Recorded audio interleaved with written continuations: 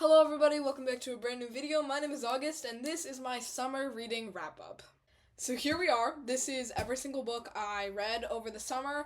There's actually, I think, one or two that I don't own, and I actually do own one of them, but I'm loaning it out to someone right now, so I'll just talk about them, but I don't own them yet. The first book that I read, and this wasn't in the summer yet, but I crossed over into the summer, so I'm counting it, The Institute by Stephen King. Now, this was my first Stephen King book, and I kind of regret this being my first Stephen King book because I really did like it because you're just constantly reading phenomenal writing, right?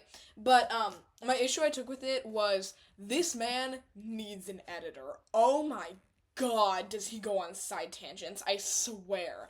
And I gave it 4.75 stars because I enjoyed the story and I enjoyed his writing, but he can talk about a chair for 20 pages, and but you'll enjoy it, which, I mean, yeah, I just wish I read something like Misery or something that could have been more, I don't know, more manageable than this one, because this is a pretty big book, so, yeah, but that was the first book that I read. Then I read the entire A Good Girl's Guide to Murder trilogy, and I read the prequel, Killjoy, which I'll talk about the prequel first, because, I gave it 3 stars. It was fun, but I read it in a day because it's really short, but it really didn't add anything to the story, so I didn't really care. So, starting off, this was one of the first summer books I read after The Institute, and I gotta admit, I really liked it. I thought that it was a really unique, different way. I gave it 4.5 stars. It was originally 4 stars, but then it was originally 5 stars, I'm pretty sure, but then rethinking about it, it was more 4.5, which is still a great rating, but I wasn't totally sold. Then this one, I didn't really. It was good. It was good, right? But it wasn't like phenomenal like I thought this first one was. And then up until like this point, and the finale of this book was wild. So I did like this book a lot. But I gave it 3.5, which is equivalent to a 7 out of 10, just because I thought it was kind of hard to get into. But it was my favorite finale of all 3. And then my favorite one was easily As Good as Dead. This is the longest book, and I listened to it on audio, which it was a 15-hour audiobook, and I read it in one sitting. Actually, I read it in one sitting. You can ask any of my friends, specifically Addie, because I was messaging her, like, the whole time I was reading this. And the first half is good. It's really good for what it is. And you're dealing with Pip's PTSD after what happened in this book. No spoilers here. But once you get to part 2, stuff goes down, I'll say that much. But I really enjoyed this.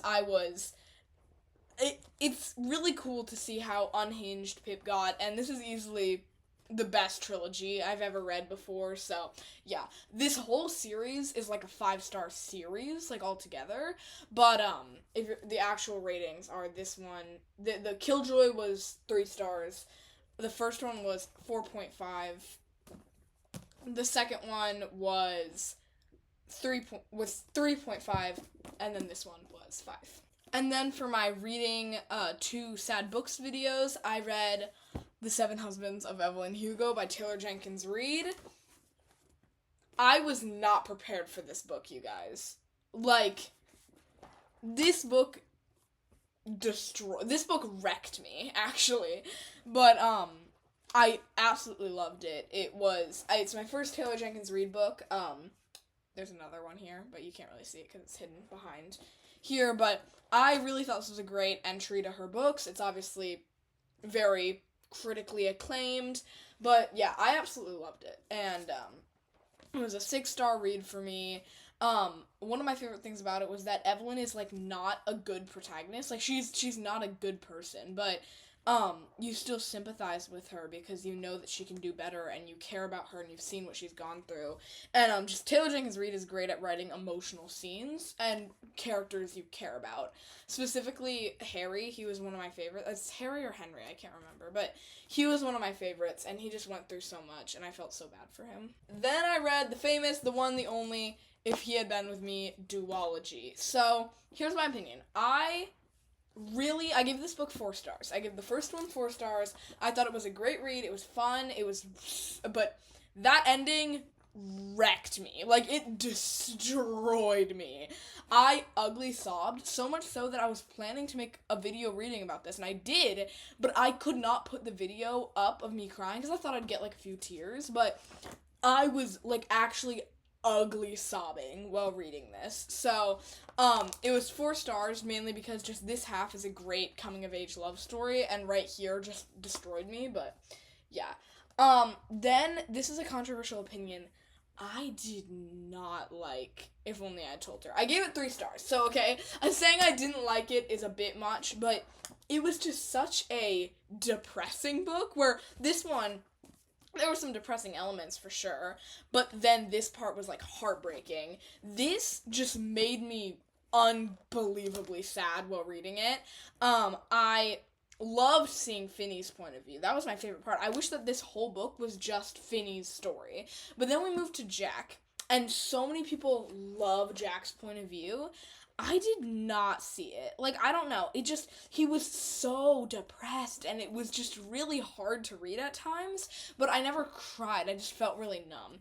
And then Autumn's point of view, obviously, gave some good, like, conclusion to the story, but overall this one is not one I'd recommend personally, and I feel like it didn't necessarily undo the ending of this one, but it did make it feel more better, I should say, because you know that everything works out pretty decent. But yeah, I really liked this duology. It was far from perfect, but what are you gonna do? And then the next book I read, which I'm actually loaning out to someone right now, was The Midnight Library by Matt Haig. And this was a 3.75 star book for me. I thought that it was very thought-provoking and unique, but still felt like there was so much more to be desired, and I kind of was a bit underwhelmed after reading it. I don't have too many feelings. It's thought-provoking, it's kind of sad, but it's also hopeful, and I think Jack Edwards said this in a video, it almost feels like a self-help motivational book, kind of disguised as fiction almost, but I had a decent time with it. That's what I'll say. Then I read Daisy Jones and the Six by Taylor Jenkins Reid, and guys, this book was so good. It was not as good as Evelyn Hugo. I gave it 3.25 stars. Daisy deserves so much more, I swear. Daisy was such a heartbreaking character to watch her development through this book, but I really liked it. I thought it was engaging, interesting, very unique. I liked learning more about, like, the 70s and, like, the rock pop scene there and, like, the music industry, but this isn't one that I think is perfect, and I'm excited to watch the show now, but yeah, it was decent. It was decent. That's what I'll say about it.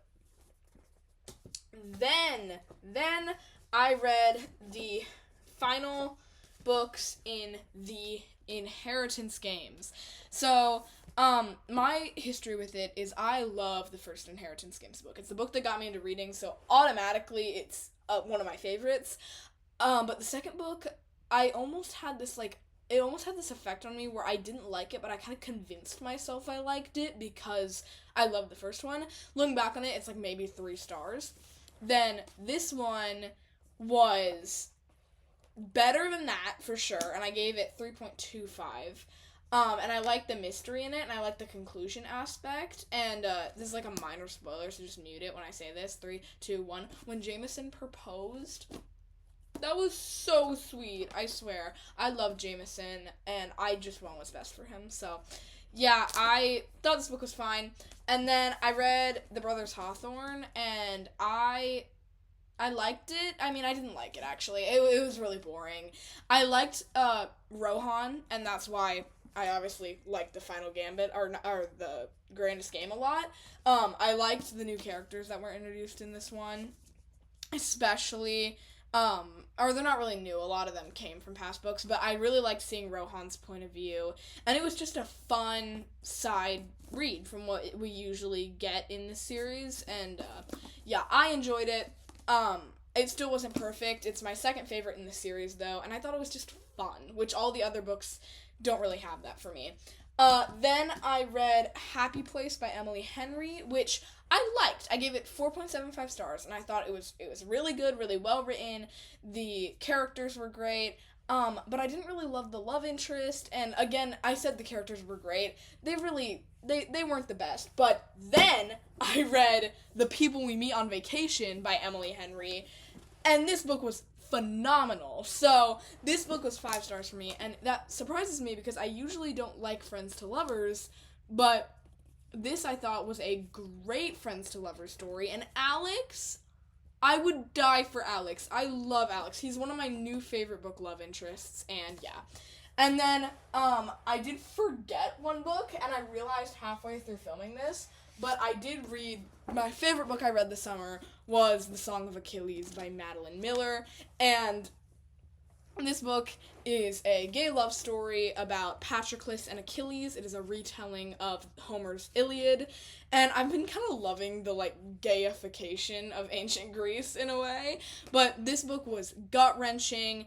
I didn't cry, though, and I was expecting not to cry because, it was just really sad. That was all it really was, but it was so beautifully written. It's written like a poem, almost like the Odyssey or the Iliad, but yeah, if you like Greek mythology, I think you'll really like this, but even if you're not a fan of Greek mythology, which some people think is, elitist or can be hard to understand, I just think that the first 2 chapters of this are kind of confusing, but once you get past that, I really liked it, and the audiobook was great for this one, because I was struggling to pronounce some of the names in this, so I turned to the audiobook, and the narrator was fantastic, and British, so yeah, I definitely recommend this one. It was my favorite book that I read this summer.